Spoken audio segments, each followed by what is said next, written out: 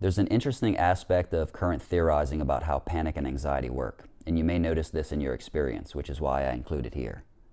In some thinking on the topic, panic and anxiety are seen as two separate systems or processes. If we think of panic as the same as fear, the notion is that panic/fear, as I'll call it, which is that intense experience of something really bad about to happen right now, and then anxiety, on the other hand, which is more of the worry and negative thinking part, as being different things.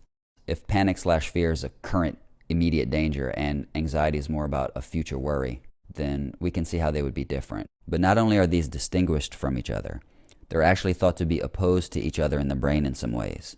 How can fear and anxiety be opposed? First of all, we don't usually even think of them as being different, and to think that they're somehow opposed is even stranger.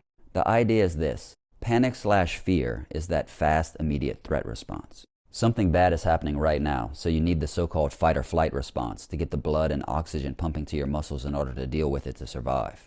Anxiety and worry are more of that slow, ongoing, low to medium level feeling and thinking that something bad is going to happen in the future. And it features lots of imagining and self-talk about how to deal with it and a lot of what-ifs. The panic/fear system is centered in a deeper, more ancient part of the brain that's linked with multiple parts of the brainstem and gets your body ready very quickly. Anxiety and worry are far more cognitive or thinking-based.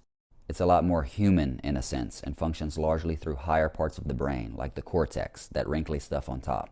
Biologist Robert Sapolsky has a great book called Why Zebras Don't Get Ulcers. It's basically about how animals don't really have to worry about things in the way that humans do, so we have all this chronic stress because of it.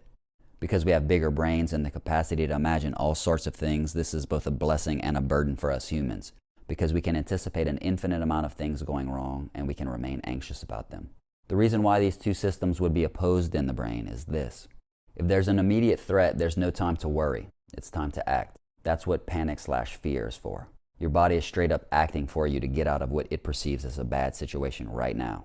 For many panic attacks, this is a false alarm. The body is just setting this off when there isn't necessarily a real threat around. But that's what it was built to do originally.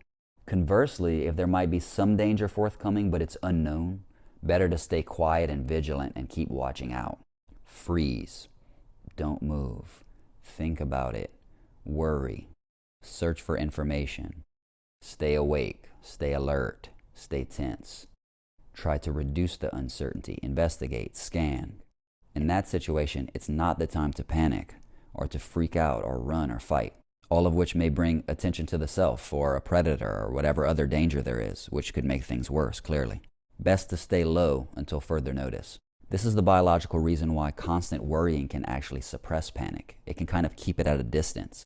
Therefore, one way people who suffer with panic a lot may actually be dealing with it is that they're constantly worrying to keep the panic under wraps. The panic feelings are so uncomfortable that the brain is just churning up all these worries to avoid going into full fear mode.